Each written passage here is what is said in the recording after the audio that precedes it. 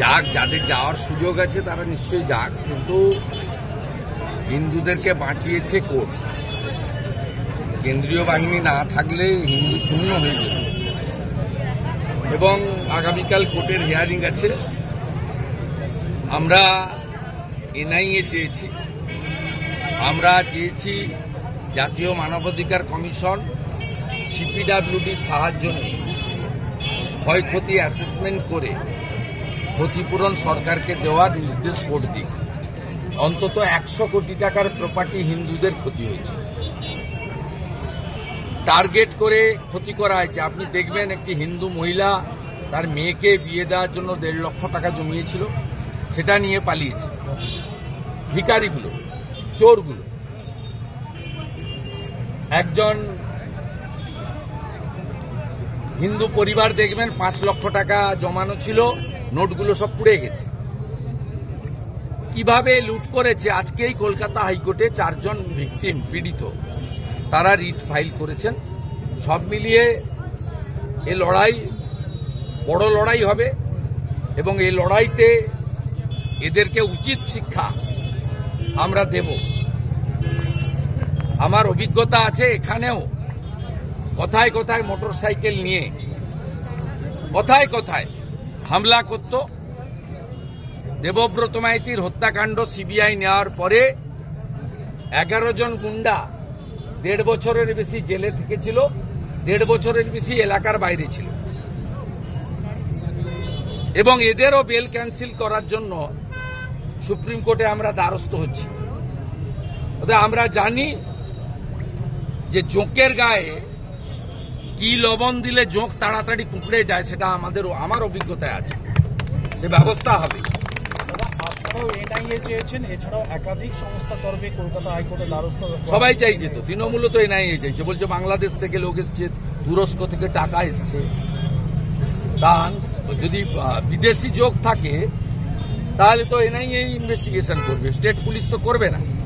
আর যে এফআইআর হয়েছে, এফআইআরে এখানে এসে লিফলেট বিক্রি করেছিল 2021-এ, মানিক চিটিংবাজ বলে একটা, ওর নাম এফআইআরে আছে।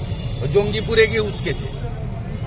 তৃণমূলের ধুলিয়ান মিউনিসিপ্যালিটির চেয়ারম্যান এনজাজুল, তার ছবি আজকে আমি পোস্ট করেছি। তিনি দাঙ্গায় নেতৃত্ব দিচ্ছেন, হিন্দুদের দোকান বাড়ি লুট এবং আগুনে নেতৃত্ব দিচ্ছেন।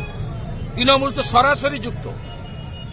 এফআইআরে শামসেরগঞ্জের এমএলএ আমিরুল ইসলামের নাম আছে, এফআইআরে ধুলিয়ান টাউনের প্রেসিডেন্ট কাউন্সিলর মেহবুব আলমের নাম আছে।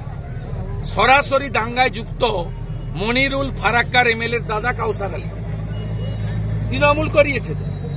সেটা তো মুখ্যমন্ত্রী আজকে নেতাজি ইন্ডোরে বলেছেন ওটা মালদা লোকসভার মধ্যে, দক্ষিণ মালদা, এবং ওটা কংগ্রেসের এলাকা। এই জন্য করেছি। আমি বললাম না, নন্দীগ্রামে আপনি 53টা বুথ আছে, খুলে দেখবেন 1% ভোট পাই না আমরা, 1%। আমাদের হিন্দু পাড়াতে এর সঙ্গে তার লড়াই টড়াই লাগিয়ে লক্ষ্মীর ভান্ডারের লোভ, এর লোভ, তার লোভ করে হিন্দু ভোট ভাগ করে। একমাত্র তফসিলিদের বুথগুলো ভাঙতে পারেনি, 1 কাট্টা হয়ে আমাকে ভোট দেয় বা আমাদের ভোট দেয়, যেগুলো শিডিউল কাস্ট প্রভাবিত বুথ।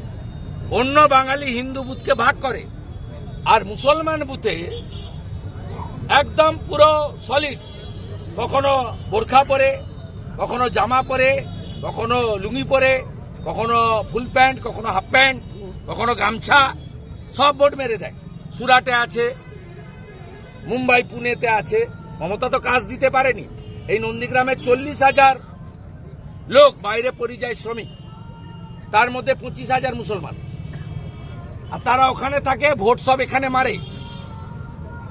ভোট চক্রবেড়িয়া, ভূতামোড়, এইসব বুথগুলোতে, নাকচিরাচর, রাজারাম চকের 2টো বুথ, আপনার ওসমান চক, নীলপুর, মোহাম্মদপুর প্রাইমারি, মোহাম্মদপুর মক্তব, আপনার গোপগড় হাই মাদ্রাসা, সাতাঙ্গাবাড়ির একটা বুথ, রানী চকের একটা বুথ, কমলপুরের একটা বুথ, সব দাঁড়িয়ে দাঁড়িয়ে এইখানে ভেটুরিয়াতে, এই কাছে 5 কিলোমিটার দূরে ভেটুরিয়া। আপনি বুথের রেজাল্ট দেখবেন 788, 787টা তৃণমূল, কেউ বাকি থাকে না। যে মরে গেছে সেও ভোট দিয়ে যায়। দাদা, মুখ্যমন্ত্রী বলছেন যে 1 বছর এই জনবিরোধী যে আইনগুলো হয়েছে ও 19 সাল থেকে বলছে, আমিও ওনার সঙ্গে ছিলাম, আমাদের সব হাত ধরে দাঁড় করিয়ে দিয়েছিল ব্রিগেডে, ইউনাইটেড ইন্ডিয়া। নন্দীগ্রাম না থাকলে দিদি থেকে দিদিমা হতেন, মুখ্যমন্ত্রী জীবনে হতেন না। আর আপনার ওই প্রধানমন্ত্রী হওয়ার স্বপ্ন দেখবেন। আমি বারে বারে বলেছি, স্যান্ডো গেঞ্জিতে যেদিন বুক পকেট আমি আগের বারে খুলে দেখেছিলাম, আজকে আবার দেখাচ্ছি, অনেক দিন হয়ে গেছে। স্যান্ডো গেঞ্জিতে বুক পকেট যেদিন লাগবে সেদিনকে আপনি প্রধানমন্ত্রী হবেন। আপনার 3 পুরুষ দেখে যাবে বিজেপি কেন্দ্রে সরকারে আছে, আপনার 3 পুরুষ দেখে যাবে। দাদা মুর্শিদাবাদ में নন্দীগ্রামে আপনি হাঁটবেন, প্রতিবাদ করবেন, সেই ডেলি করছি, সেই কলকাতা থেকে এসে করলাম। সেই কর্মসূচি না আমার ভদ্রাসন, কবে বড় করে না আমার মন্দির আমার কাছে। दादा मुर्शिदाबाद में ममता बनर्जी ने जो दो आदमी को